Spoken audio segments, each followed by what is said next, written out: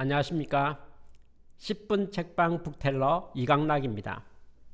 오늘 여러분에게 소개해 드릴 책은 유연함의 힘입니다. 이 책의 저자 수잔 애시포드는 미국의 미시간 대학 로스 경영대학원의 조직행동학 교수이십니다. 이분은 왜 유연함의 기술이 필요한가에 대한 서문을 적었습니다. 조직이 활성화되고 개인이 성장하고 기업이 성장하기 위해서는 무엇이 필요할까요? 유연함이라고 하는 것이 필요하다는 겁니다. 그렇다면 유연함은 어떻게 만들어질까요? 유연함에 대한 개념에 대해서 11가지 정도로서 표현하고 있습니다. 첫 번째는 유연함을 위해서 가장 중요한 게 무엇일까를 말할 때 경험은 가장 훌륭한 스승이라고 말하고 있습니다. 유연한 사람만이 경험에서 배운다 이렇게 말하고 있어요. 사람은 지식과 실력을 배양하는 데 있어서 어떤 모습으로 어떤 수단으로서 얻을 수 있을까에 대해서 말하면서 저자는 이렇게 말하고 있습니다. 70대 20대 10의 비율이 있는 것 같다. 70이 무엇일까요? 그것은 바로 경험이라는 겁니다. 20은 무엇일까요? 멘토라는 거죠. 친구라는 거죠. 10은 무엇일까요? 간접 경험입니다. 대표적인 게 책을 읽어서 얻는 지식 같은 것을 말합니다. 중요한 건 뭐냐면 70이라는 숫자는 전체 모든 배울 수 있는 것의 3분의 1을 넘어선다는 것을 의미하고 있는 겁니다. 다시 말해서 우리가 지식을 배우는 것 많은 방법들이 있겠죠. 그렇지만은 경험보다 중요한 건 없다는 겁니다. 두 번째 단에서 중요하게 말하고 있는 것이 학습을 부르는 마인드셋이라는 용어입니다. 경험은 학습의 어머니다 라고 했는데 우리 마음 자세는 두 가지 마음이 있습니다. 한 가지는 뭐합니까? 성과에 대한 마음이 있습니다. 성과 중심이죠. 결과 중심입니다. 그런데 유연함의 힘은 어디서 오는 겁니까? 학습 관점입니다. 성과보다 더 중요한 것은 배우고자 하는 마음 자세가 중요하다는 겁니다. 어디서 배울 수 있을까요? 모든 경험으로부터 배울 수 있다. 어떤 경험이라도 우리는 학습이 된다. 학습하겠다는 마음을 가지고 모든 걸 대하게 되면 성장할 수 있고 모든 것을 다 이루어낼 수 있다는 것이 학습을 부르는 마인드셋의 내용입니다. 배우고자 하는 마음가짐을 좀 바꿔서 말하면 어떤 일을 하고 나면 그 결과에 대해서 깊이 생각해보라는 것을 의미할 수도 있겠습니다. 세 번째, 성장과 성과의 두 마리 토끼를 모두 잡는 법 이렇게 말했습니다. 유연성 강화 목표에 학습 초점을 두라고 했는데 유연함의 힘을 말하면서 성장도 중요하고 학습도 중요하지만 성과가 중요하죠 이렇게 말하는데 저자는 이렇게 말합니다. 당연하지요. 그렇지만은 성장과 학습의 관점을 가지고 있는 사람, 그 마인드셋을 갖고 일하는 사람, 그렇게 경험에 대해서 많은 걸 배우는 사람은 성과는 어떻게 될까요? 당연히 좋아집니다 이렇게 말합니다. 다시 말해서 최고의 성과를 내기 위해서는 최고의 학습자가 돼야 됩니다 라고 말합니다. 근데 그 학습을 어디서 배운다는 겁니까? 자신의 경험에서 잘 배워야 된다는 거죠. 그러니 학습 관점에서 초점을 맞추는 것이 결국은 모든 것을 다 이룰 수 있다고 말합니다. 그러면 유연성 강화 훈련은 목표를 어디에 두면 좋겠습니까? 바로 학습 마인드셋에 둬야 된다라고 저자는 말하고 있습니다. 네 번째 단원에서 내면의 과학자를 깨워라, 실험 계획 수립과 수행이라는 용어를 썼습니다. 저는 이 책을 읽으면서 실험 계획 수립과 수행이라는 단어를 보면서 상당히 과학적인가 보다, 그리고 논리적인가 보다 라고 생각했습니다. 근데 내용은 정반대였습니다. 우리가 학습할 때 실패에 대한 두려움이 있죠. 어떤 새로운 걸 시도할 때 겁이 나지 않습니까? 그래서 우리가 어떻게 합니까? 용기를 내지 못하고 보류하는 경우가 너무 많지 않습니까? 거기에 대해서 저자는 이렇게 말한 겁니다. 아닙니다. 당신이 생각하는 목표를 위해서, 당신이 생각하는 바람직한 모습을 위해서, 당신의 미래의 좋은 모습을 위해서 아이디어만 있다면, 좋은 아이디어만 있다면 해보세요 이런 의미입니다.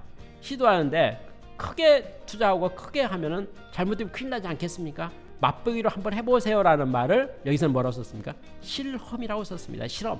한번 테스트 해보세요. 되는 거 안 되는 거 한번 해보면 되잖아요. 해보고 안 되면 그만두면 되죠.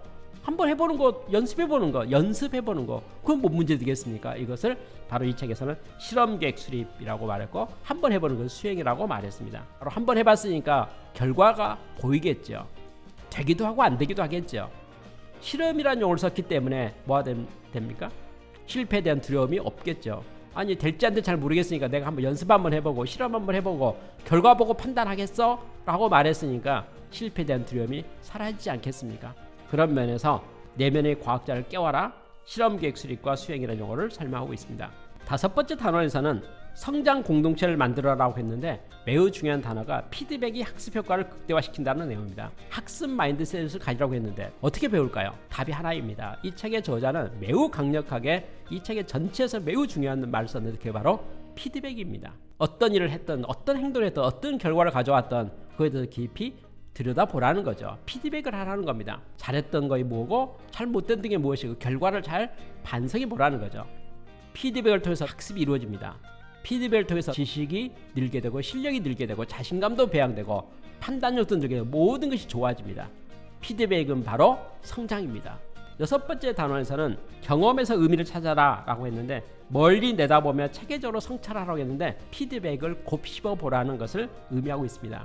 내가 했던 경험에서 그 의미가 무엇인지 나에게 주는 교훈이 무엇인지 그럼 내가 앞으로 어떻게 할 것인지를 잘 깊이 멀리 내다보면서 성찰하라고 말하고 있는 것이 6번째 단원입니다.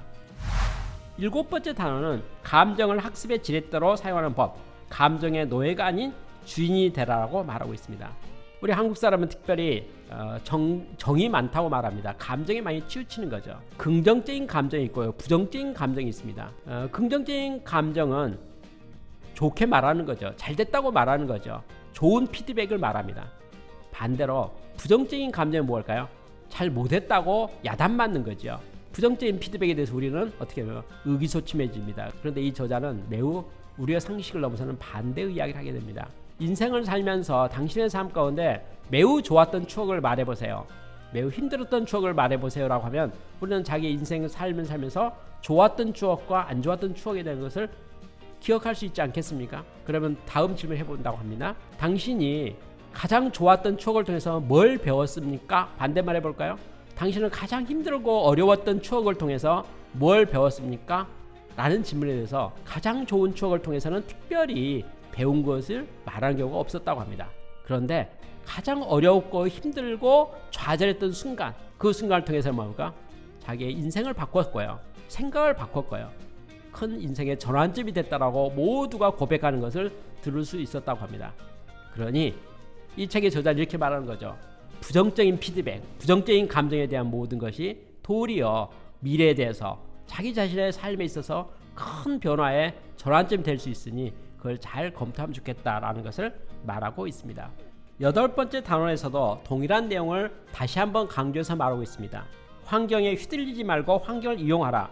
아픈 경험에서도 교훈을 찾아라 라고 말하고 있습니다. 결국 우리는 어느 때 가장 큰 변화를 일으킬까요? 아픈 경험입니다. 부정적인 겁니다. 나의 절망의 순간에 내 인생을 다시 한번 깊이 성찰하게 되고 내 자신을 알게 된다는 것을 보게 됩니다. 9번째 단원에서는 유연함의 기술을 알리는 코치가 되어라. 함께 성장하는 사회를 만들기 위하여라고 했는데 이 말은 내가 성장하고 배운 모든 것에 대해서 횡적 전개를 잘 하라는 것을 의미하고 있습니다. 10번째 단원에서는 유연성이 조직의 경쟁력이다. 유연함의 기술을 이용한 직원 개발 프로그램을 만들려고 합니다. 직원 개발 프로그램은 결국은 피드백에 대한 것을 설명하고 있습니다.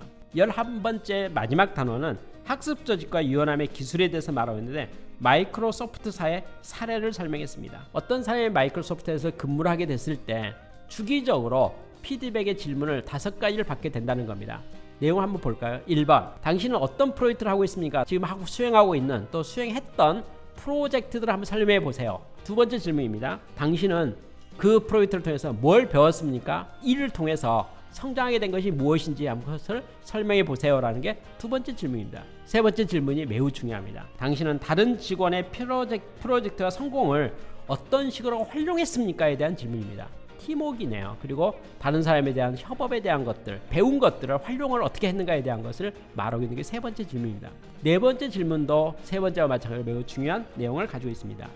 당신은 다양성과 포용성을 어떻게 구현했습니까? 이렇게 말합니다. 마지막 5번째 질문이 성장 마인드셋을 실천하였습니까? 라고 말하고 있습니다. 당신은 학습 마인드셋, 학습하는 태도, 나는 이 일을 통해서 뭘 배우고자 노력했었다, 그리고 뭘 배웠다, 그런 태도를 견지하였습니까? 라고 질문하고 있습니다.